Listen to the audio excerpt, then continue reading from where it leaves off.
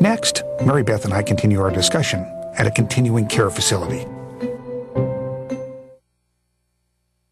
Mary Beth, we're here at a continuing care retirement community where you can move from independent living, where you're on your own in an apartment, to assisted living, where you get a little bit of help, to nursing home care. What's a place like this cost? Well, it depends on what part of the country you live and the level of care you receive. But, for example, assisted living, where you get help with some personal care items like dressing or bathing, something like that would cost about $3,000 a month on average, but it can vary widely. Can you give me some examples from around the country? Sure. A low-cost area like North Dakota might cost about $1,700 a month for assisted living, but an expensive area like New Jersey, that could cost over $5,000 a month. Well, what about here in the Washington, D.C. area?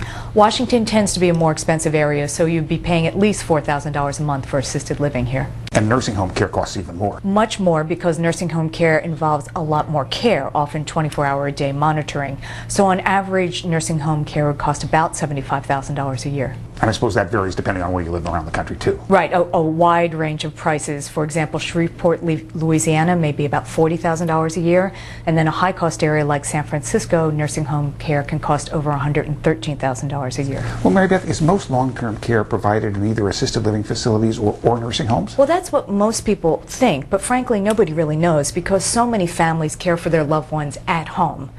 But one statistic suggests that about 20% of long-term care is delivered in nursing homes. Home care is so prevalent, I think we need to look into that. Good idea. So you're telling me that people who need long-term care can be taken care of at home? Yes, in fact, that's where most people would prefer to receive care if they could. So they have somebody come into the house? Well, that's one option. Another possibility is you might receive care in the community, like at an adult daycare facility.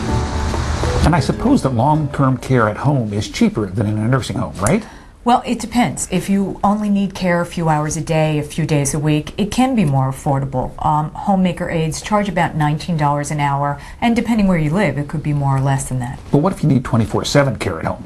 Well, then it can get really expensive. In fact, it could be more expensive in the nursing home because a medical aide is going to charge about $39 an hour, and even more in some parts of the country. $39 an hour, that's more than $900 a day.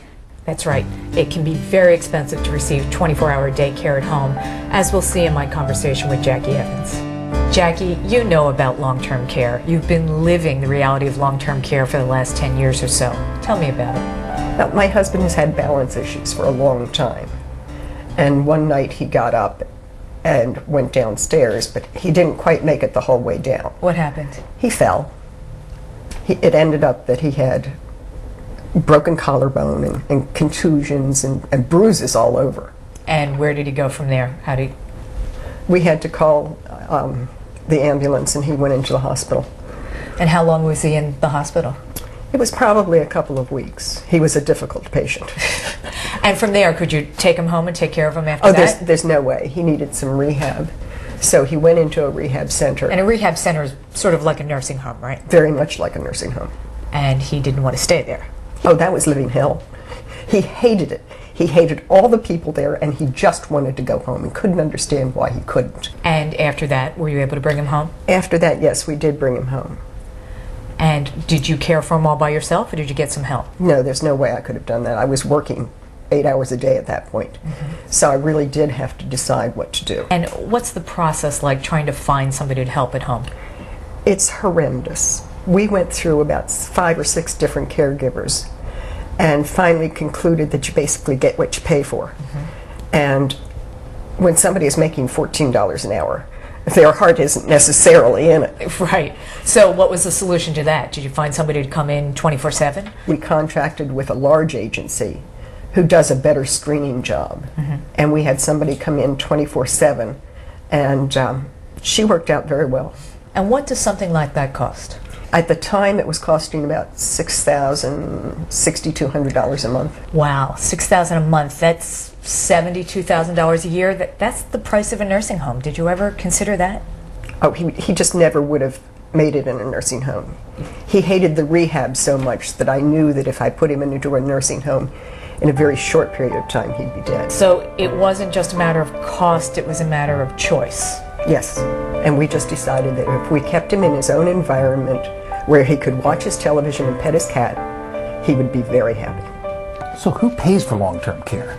Well, a lot of people assume that Medicare pays for it, but it's generally not the case. Medicare will pay for short-term rehabilitation services in a nursing home, but it doesn't pay for long-term care. Oh, so it's Medicaid that pays for nursing home bills. Well, Medicaid is the government's health care program for the poor, and it does pay about half of all nursing home costs in the country.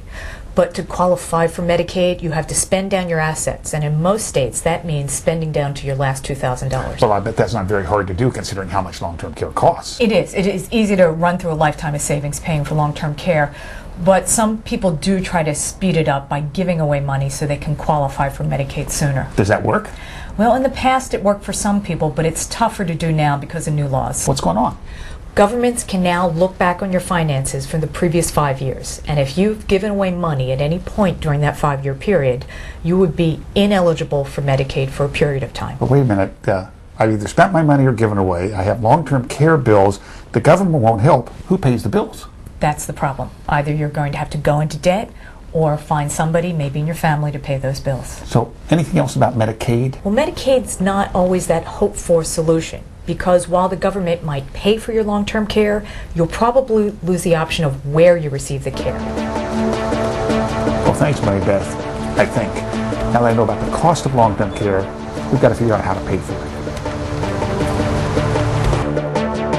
Next, paying for long-term care. Knight Kiplinger and Kim Langford go over the options.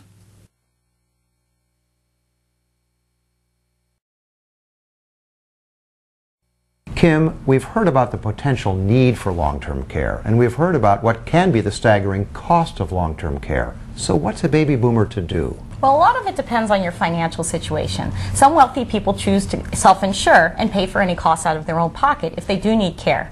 Lower income people and some middle income people with few assets have to rely on Medicaid. So what if you're not truly rich and you're not poor, but you might have some pretty substantial assets? Well, people who have equity in their home, for example, could take out a reverse mortgage and draw down that home equity to pay for home care. And they don't have to pay that back until the house is sold or they die. That's correct. That works for some people. There's other people who just take the chance that they might not need care, but that could be a risk because if they do need care, it could end up depleting most of their nest egg. So what's the ideal financial situation for a prospective buyer of long-term care insurance? It's really someone who can afford the premiums and doesn't want to take that risk of having to possibly spend down all of their nest egg. About 8 million people have long-term care insurance right now, and that even includes some people who are wealthy enough to be able to self-insure, but instead choose to buy the policy and pay the premiums so they can protect their nest egg and their legacy for their heirs. How does long-term care insurance work? Well, when you buy the policy, you start paying the premiums every month while you're healthy. Then if you do need care, the insurance kicks in after a waiting period called an elimination period. What's that typical waiting period before the first benefit starts? It tends to be about 30 to 90 days. And then what? Well, when you bought the policy, you bought a certain daily benefit, say $200 a day. That's actually a bit of a misnomer because what you really have is a pool of benefits. If you have a $200 daily benefit and a 3-year benefit period, you actually have $219,000 available to pay for care. What if you don't need $200 every day? Well, if you need less than that, the extra money goes into the pool, and you can use it when you do need it, even if that takes more than 3 years, for example. So it's not use it or lose it. It's not use it or lose it, and the care doesn't have to be continuous either. If you need care for a while, you can use the benefits, stop for a while, and then start back on later again if you need care in the future. Does this insurance pay only for nursing homes? No, in fact, that's one of the key things about these policies, is you choose where to receive the care, whether it's in your home, or an assisted living facility, or a nursing home. And some of the best policies even have care managers that help you get the help you need. Okay, we've seen how to cover the cost of care with insurance. Next, how to afford the cost of that insurance. For that, we need a little perspective.